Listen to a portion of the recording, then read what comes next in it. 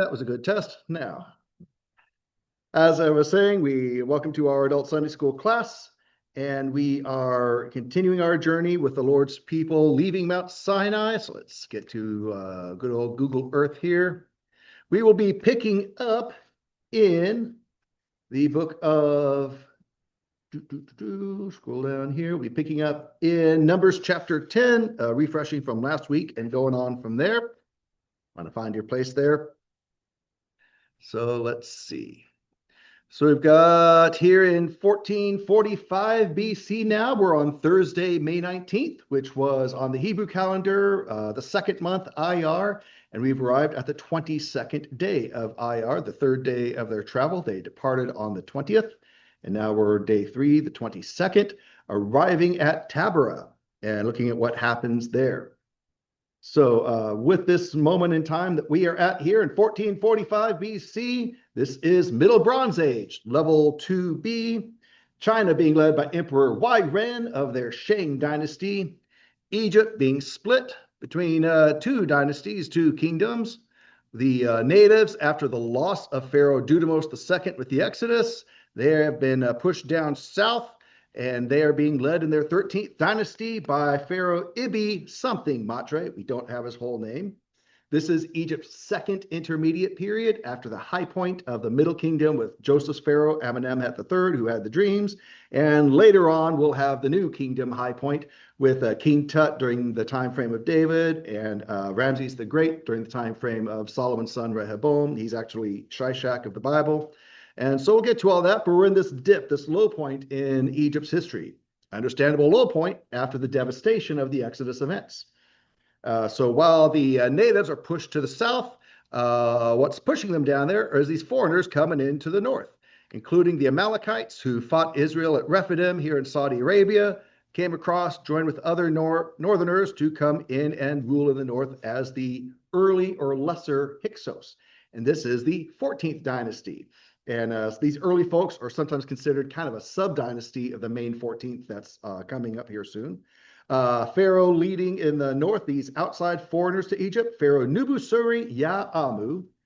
And over in the Bible lands of Babylon and Iraq, modern day, we have Amiditana as king of Babylon, who is a great-grandson of the famous Hammurabi, who had the law code.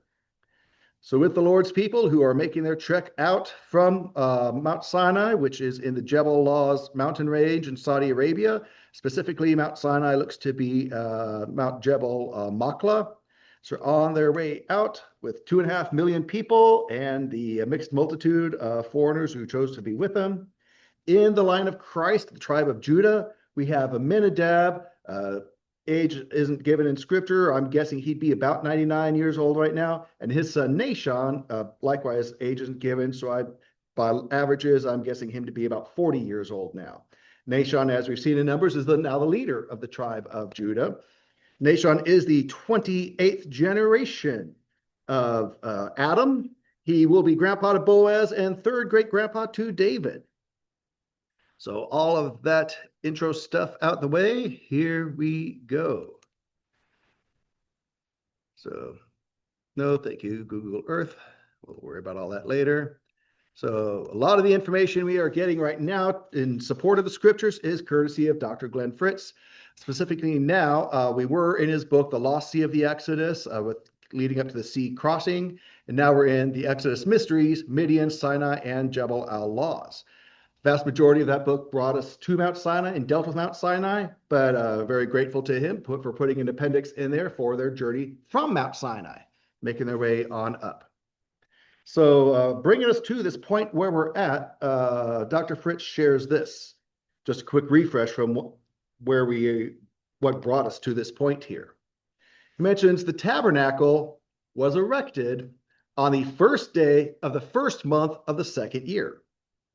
Since the Hebrews arrived before that on the 15th day in the middle of the third month of the first year, so they arrived middle of the third month in the first year, tabernacle was erected first day of the first month of the second year. The tabernacle completion occurred 9 months and 15 days later after they arrived. During the work on the tabernacle and its furnishings, sacrifices would have been made, at the stone altar built by Moses at the base of the mountain. And we've looked at that altar, still there today. And recently, as we've seen, the second Passover, the first one with the live being passed over by the death in Egypt. Now this 1 year anniversary, the second Passover celebrated in that wilderness of Sinai on the 14th day of the first month of the second year, the 1 year anniversary. The Hebrews left Mount Sinai on the 20th day of the second month of the second year, meaning that 11 months and 5 days were spent at the mountain of God. So the Hebrews spent 11 months and 5 days in the environs of Mount Sinai, presumably, as we've seen, that mountain, Jabal Machlah. They departed on the 20th day of the second month in the second year after leaving Egypt. Numbers 10, verse 11. And so we arriving at Hazeroth, we're on the day 3 of the journey. They proceeded north, aiming towards Kadesh. And they arrived there at the time of the first ripe grapes, according to Numbers 13:20. We'll get there. So this scenario suggests a 6 to 8 week journey via the route that we're going to see right here. And this is what we will be following. Pull this up here.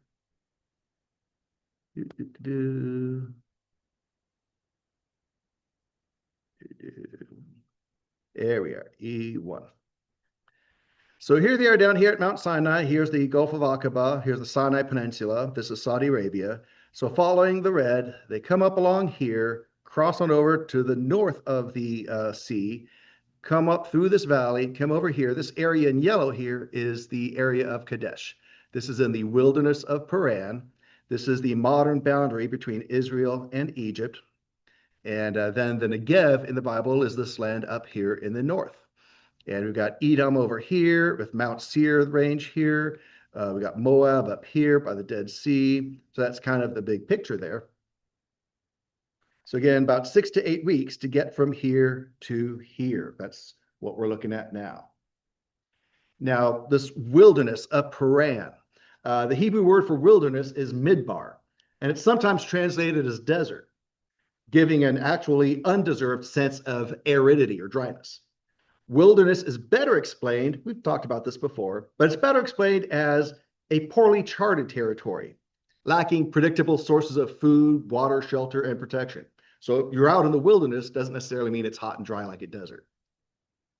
So we've got another look here as they're making their way to this area. This is going to turn it sideways for us.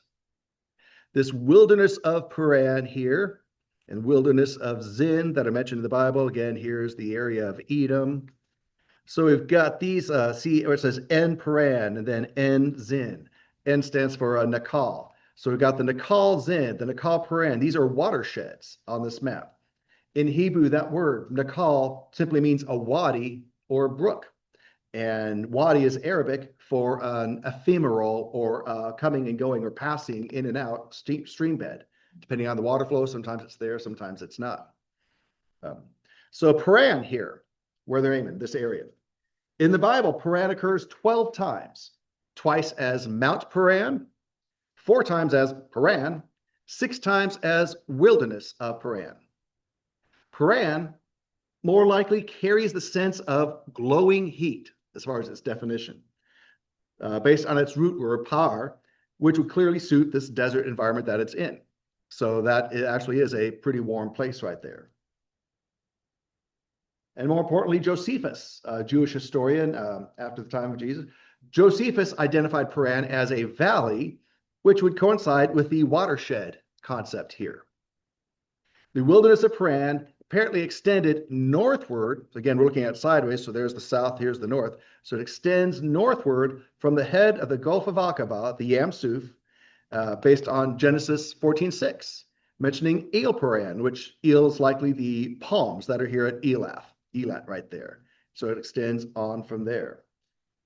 So these two basins coming down here, we're about 30 miles southwest of the Dead Sea here, show why Kadesh could be described being in both of those watersheds. So when the Hebrews are leaving Mount Sinai, the statement that the cloud lifted from the tabernacle and rested in this wilderness of Paran that's kind of a generalization that shows they're aiming for Kadesh up here. So this is where they are going.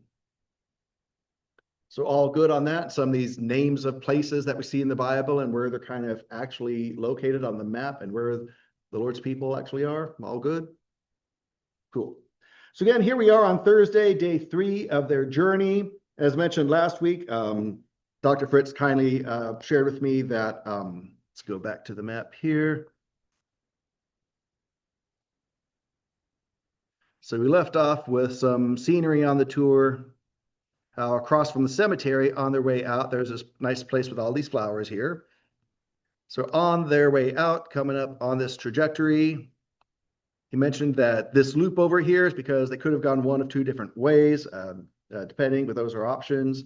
And that these places we see mentioned in the Bible, like Hazeroth, Taberah, Kibroth Tatava, and Hazeroth, we don't have enough information from the Bible to identify where they are specifically. But as he says, keep in mind, the Hebrew multitude and their herds could easily have stretched out 10 to 15 miles, depending on the terrain and how wide they were able to go. So if they couldn't go very wide, they had to go very long. So yeah. So some of the encampments would actually be regions, not small points you can pinpoint. So what I'm going to do is take us a little further up on our journey from the cemetery here and the flowers, just give us some visuals to see, and then we'll refresh going from Numbers 10 into chapter 11 here at Taberah and on from there. So scenic time. So coming up from where the flowers were, following the path, we're now along here. We're going to take a side step over to this place here. Don't ask me to translate that or to pronounce that. Just giving a sense of the terrain and the area that these 2.5 million folks are walking by and walking through on their way. Nice little split there. On their way to the promised land. And they're going to set up shop there at Kadesh. So you get the idea with that one. Then making their way further up. So now looking right here off to the side as they're journeying up this red trail here. The hanging rock. This is the result of wind erosion. You see here, looks quite a bit top heavy there. You can see the terrain makes you want to make sure you do have a water bottle.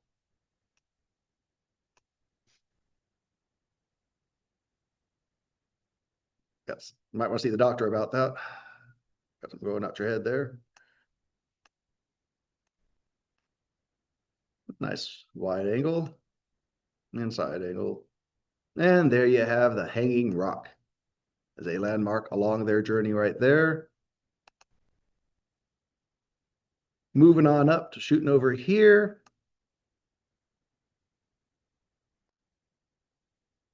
That one kind of makes me a little dizzy almost.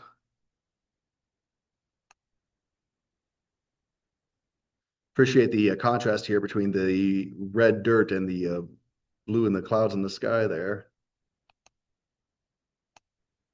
So yeah, folks are camping out.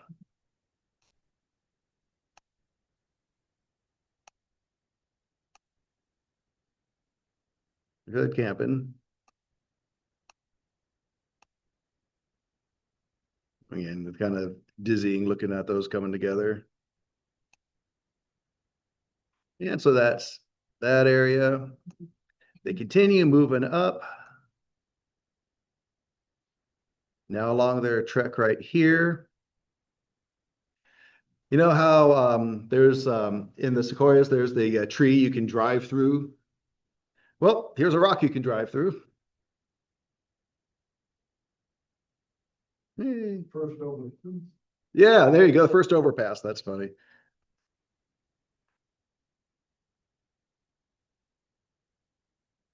Yeah, pretty decent sized one.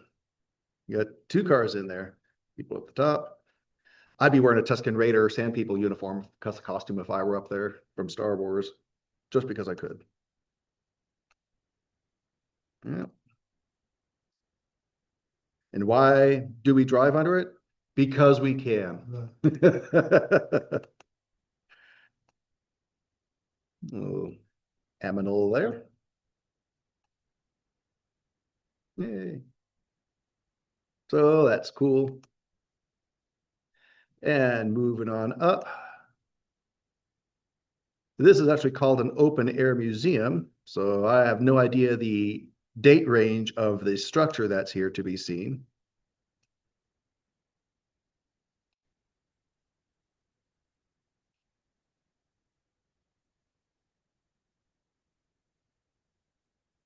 And once again, I'm looking at my screen instead of looking at the big screen like all of you are.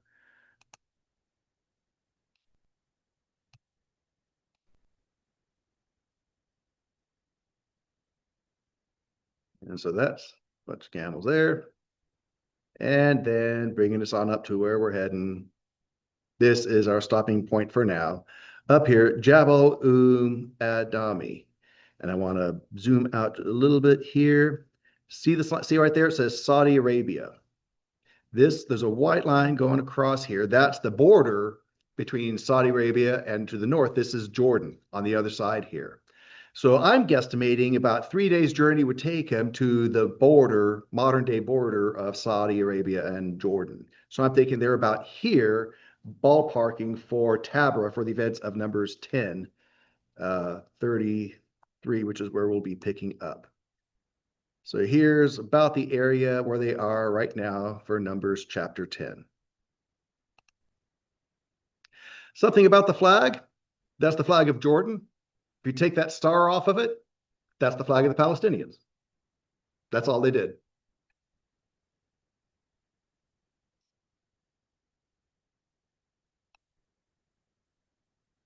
Like the coloration there. Single manna. Yeah, that's not like that. For that to happen, that would be like a miracle in this place. Yay, group photo. Cool. Cool. No. Somehow I knew Sister Ashley would say that. My favorite either. People like that and they fall off the cliff and die. Right? No, there's no river down. No. Yeah, no river down there. Yeah.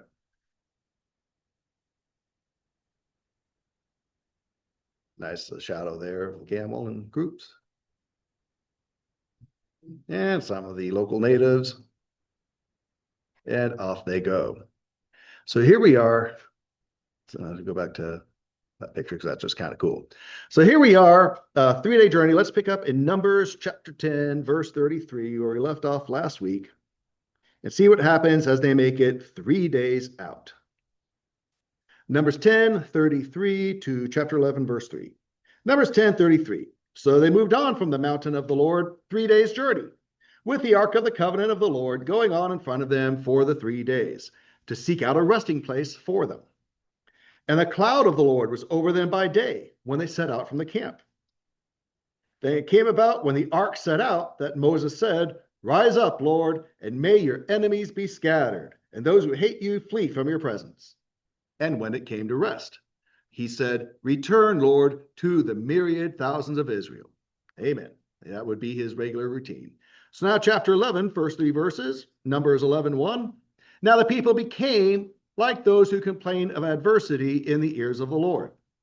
And the Lord heard them, and his anger was kindled. And the fire of the Lord burned among them and consumed some at the outskirts of the camp. The people then cried out to Moses, and Moses prayed to the Lord, and the fire died out. So that place was named Taberah because the fire of the Lord burned among them. Taberah meaning place for burning. So it starts. The journey and the complaining. Are we there yet? It was better back where we were, and we'll get to that complaint later. You know, what's up with this manna stuff?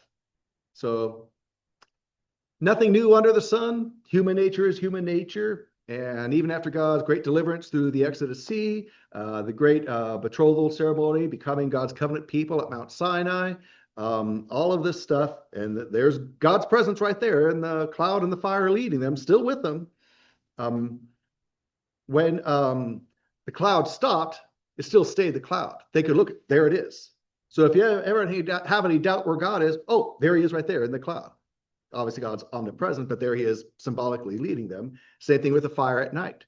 So there was never a doubt of, well, it's not like when God stopped, then the cloud went away or the fire went away and they just sat and waited for it to show up again. No, the presence was still there all the time. And so it's just a matter of if it's sitting still, okay, then it's for us to sit still. If he moves forward, then it's time for us to pick up sticks and move forward. And so it's not like during the time of complaining, God wasn't visibly there amongst them. Yet still, human nature finds a way, finds something to complain about here. And we're not done. So we continue on from here. From Taberah, they're going to make their way towards Kibroth Hattaavah. So what happens on the way here? Verse 4. Well, actually, before we get to that, you can hold your place there. I'm just going to read one verse out of Numbers 33, which is basically a travelogue, an itinerary of all the places that they stopped. Numbers 33:16 tells us they journeyed from the wilderness of Sinai and camped at Kibroth Hattaavah. So first there was Taberah, now there's Kibroth Hattaavah, where they're aiming towards. Now back here in Numbers 11, picking up in verse 4. Now the rabble who were among them had greedy cravings. And the sons of Israel also wept again and said, who will give us meat to eat? We remember the fish we used to eat for free in Egypt, the cucumbers, the melons, the leeks, the onions, and the garlic. But now our appetite is gone. There is nothing at all to look at except this manna. Now the manna was like coriander seed, and its appearance like that of bdellium, which is a tree gum. The people would roam about and gather it and grind it between two millstones, or pound it in the mortar and boil it in the pot and make loaves with it. And its taste was like the taste of cake baked with oil. When the dew came down on the camp at night, the manna would come down with it. So the people, it mentions in Numbers 11:4, the sons of Israel wept. They are actually crying tears in their anguish here. Who will give us meat to eat? Verse 5, we remember the fish we used to eat for free in Egypt. Let me pause right there. Egypt gave them free fish. Wasn't that nice of Egypt? Nothing asked of them. Oh yeah, we were slaves. Kind of left out that part. Yeah, the grass is always greener someplace you haven't been, but also rose-colored glasses looking backwards. Selective memory. Thank you, Sister Ashley. Yes, exactly. Exactly. We used to eat for free. I guess the slavery wasn't that bad if you're that quick to forget it, you know? Now there's nothing at all to look at except this manna. You ever have a kid at the dinner table look at their food and just pout? This isn't what they wanted. Yeah. And I have a note in my Bible I wrote says, and that's why they're called the children of Israel. Because they're kind of acting like it here. It describes the manna. So are they having steak and lobster every night? No. Do they have it bad? No. As we know, the Lord's provision throughout we're told later that 40-year journey, not even their sandals, their shoes wore out. Yeah, try to get a pair of shoes to last 40 years today. Yeah, especially if you're a parent, with your school kids and all that stuff. So how do we imagine this is going to go over? Well, we don't have to imagine because we can read on. Numbers 11, verse 10. Now Moses heard the people weeping throughout their families, each one at the entrance of his tent. Pause here. You got 2.5 million people and most of them are complaining? Yeah, you're going to hear it. Most of them are crying. Yeah, I mean, you hear one kid crying at Walmart from the other side of the store, you know, it pierces through. But imagine all these people just in this fit of despair here. So again, now Moses heard the weeping throughout their families, each one at the entrance of his tent, and the anger of the Lord became very hot. And Moses was displeased. So no one's happy at this point. Verse 11, check this out. Numbers 11:11. So Moses said to the Lord, why have you been so hard on your servant? And why have I not found favor in your sight that you have put the burden of all this people on me? Was it I who conceived all this people? Or did I give birth to them that you should say to me, carry them in your arms as a nurse carries a nursing infant to the land which you swore to their fathers? Where am I to get meat to give all this people? For they weep before me, saying, give us meat so that we may eat. I am not able to carry all this people by myself because it is too burdensome for me. Now look at verse 15. So if you are going to deal with me in this way, please kill me now, if I have found favor in your sight. Do not let me see my misery. Wow. So what do you think of what Moses has to say about all this? Hungry. Ungrateful. Why is it? And do not let me see my riches. Or he's asking God, saying, I don't want to see my own wretchedness. I don't want to see my own wretchedness or misery. This in verse 15, that last statement there, if you're going to deal with me this way, please kill me now. If I found favor in your sight, do not let me see my misery.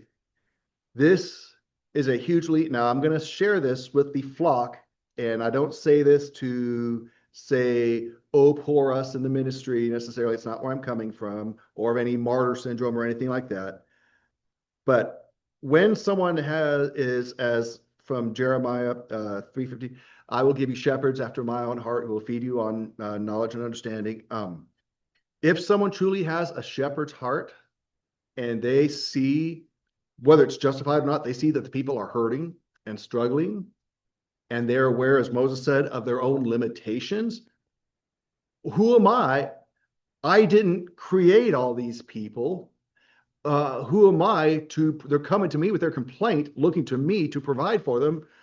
Who am I? How can I possibly provide for all these people?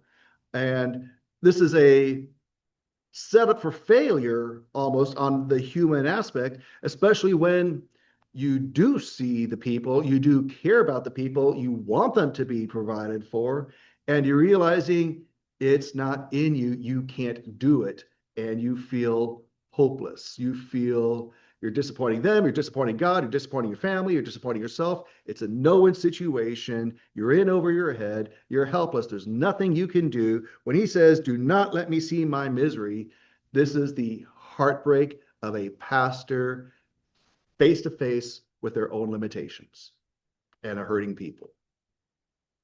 So is there some ungratitude, ungratefulness there, Brother Clay? Actually, yes, because things come from the top, and Moses, as the leader, first and foremost, needed to maintain his awareness and understanding that it's not on him to provide, it's God to provide, as he is faithful to do, and that God didn't set up Moses for failure any more than he set up the people to starve.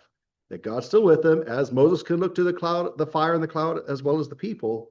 And so while Moses can feel devastated in his own humanity and inability, he's not called to do this in his own ability. And so it's on him to encourage the people by pointing to God and looking to God his own self and being an example of having faith and trust in the Lord, following the Lord, and receiving the benefits and blessings and provision that come from that, staying within that hedge of protection, and that being something that filters down to the people. They see that and they follow that and join with that. Just like from the devotional this morning in Isaiah chapters 2-5, the picture was a spiritual picture where it says, 7 women are going to look to this one man and say, hey, can we just be called by your name? Can we just come be with you? And there's other passages of scripture that talk about 10 people are going to grab the garment of a Jew and saying, please, we want to be with you. Hard to imagine that happening now with all the anti-Semitism going on, but that's going to flip. There's going to be this day where people realize, wow, you're following God and God's with you, and there's going to be a redemption and salvation for these people through their Messiah, through Christ.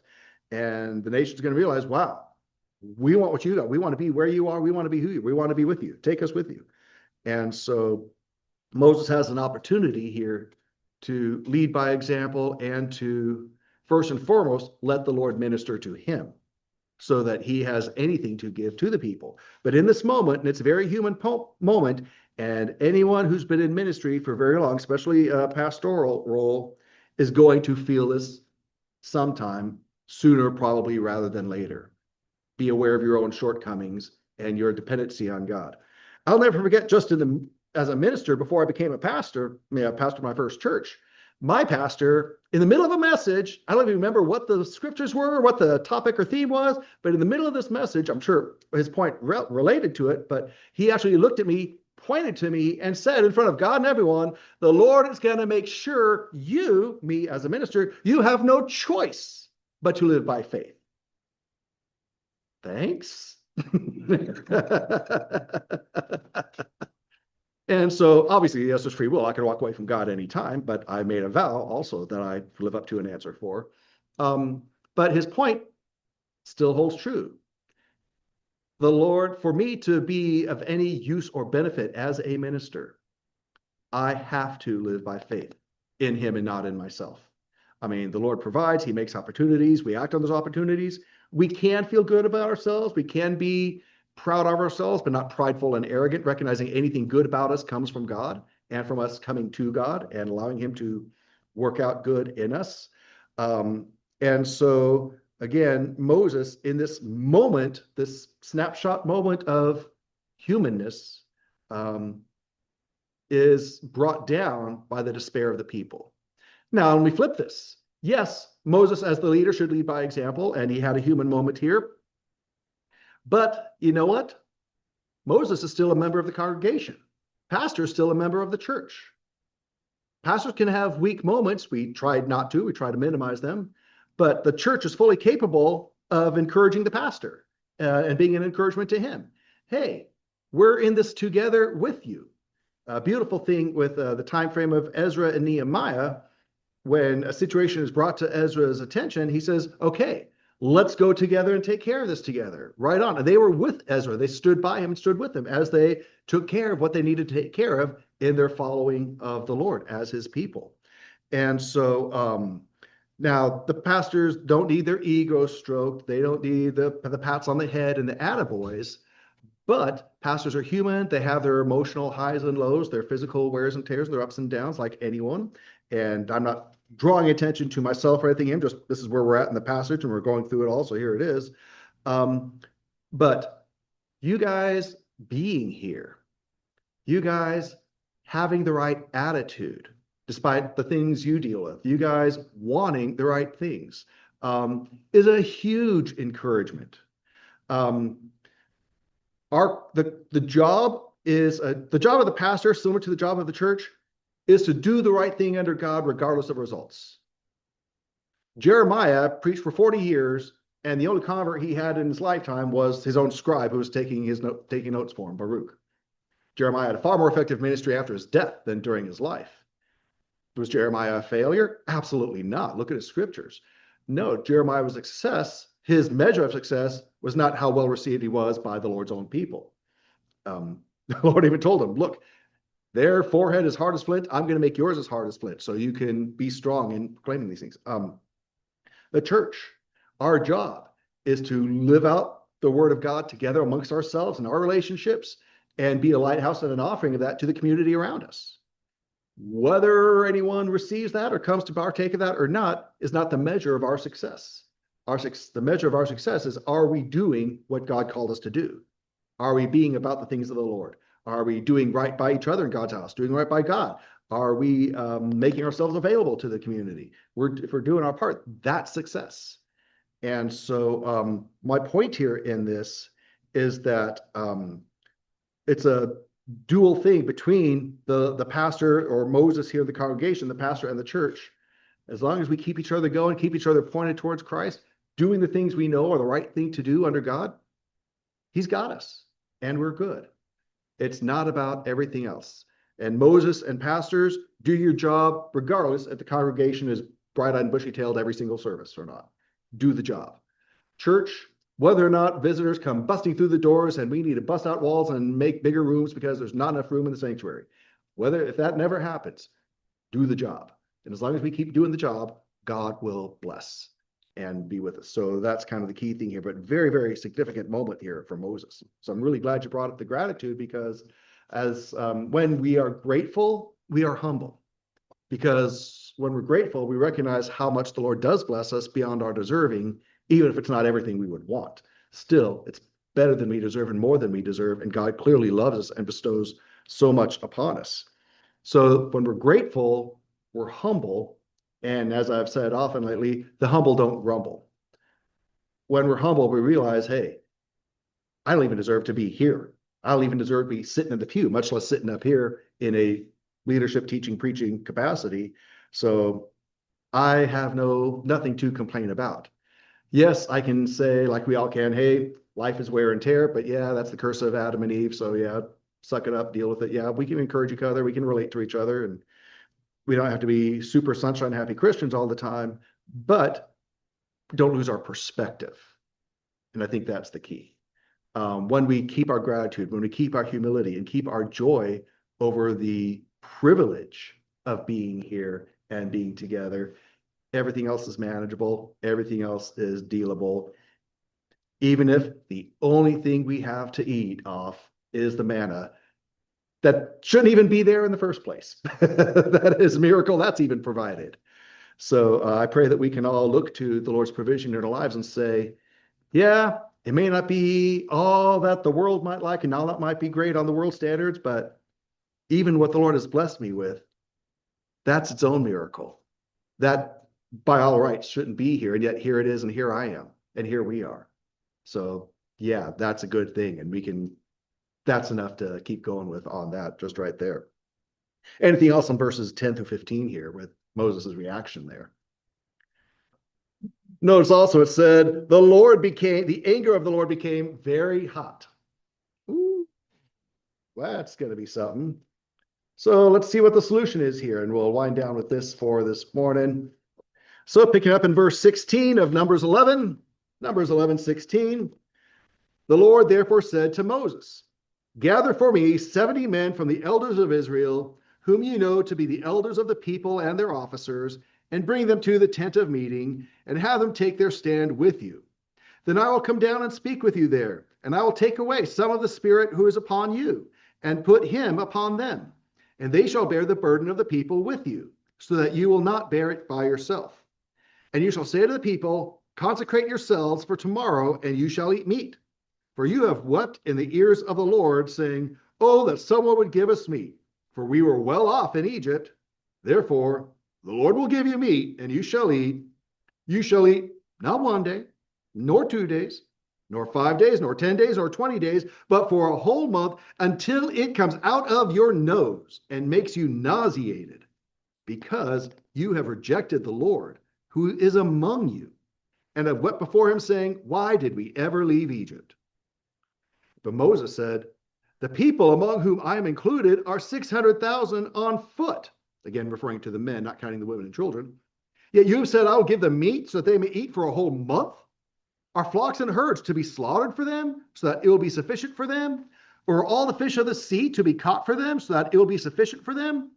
Then the Lord said to Moses, is the Lord's power too little? Now you shall see whether my word will come true for you or not. 24, so Moses went out, told the people the words of the Lord. He also gathered 70 men of the elders of the people and positioned them around the tent. Then the Lord came down in the cloud and spoke to him, and he, God, took away some of the Spirit who was upon him, Moses, and placed him, the Spirit, upon the 70 elders. And when the Spirit rested upon them, they prophesied, yet they did not do it again. Let's continue on here. But 2 men had remained in the camp. The name of the one was Eldad, the name of the other Medad, and the Spirit rested upon them. And they were among those who had been registered, but had not gone out to the tent. And they prophesied in the camp. So a young man ran and informed Moses, saying, Eldad and Medad are prophesying in the camp. Then Joshua, the son of Nun, the personal servant of Moses from his youth, responded and said, My lord Moses restrained them. 29, beautiful here. But Moses said to him, are you jealous for my sake? If only all the Lord's people were prophets, that the Lord would put his spirit upon them. Then Moses returned to the camp, both he and the elders of Israel. And let's continue here to close out tonight, this morning, and then we'll discuss this a little bit and pick it up next week. 31, now a wind burst forth from the Lord, and it brought quail from the sea and dropped them beside the camp, about a day's journey on this side and a day's journey on the other side, all around the camp, and about 3 feet deep on the surface of the ground. Let me pause right there. So for a day's journey out, that's over 10 miles.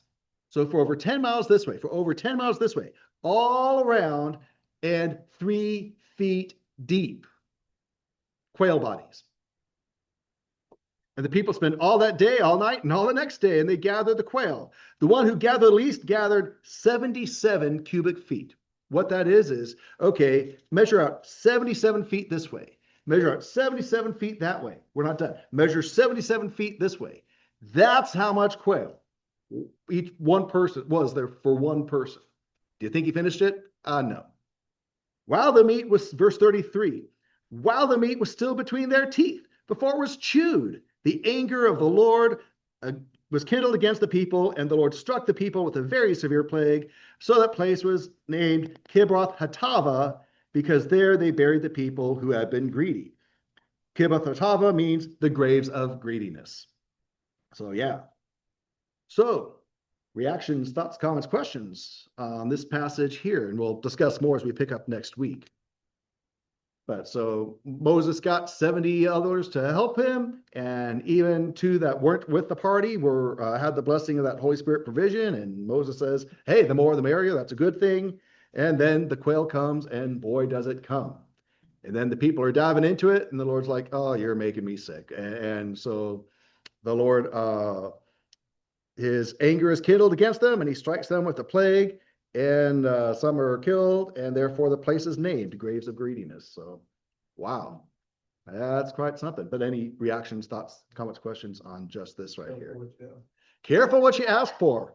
Couldn't have said it better myself. You want quail? I got your quail. Yeah, absolutely.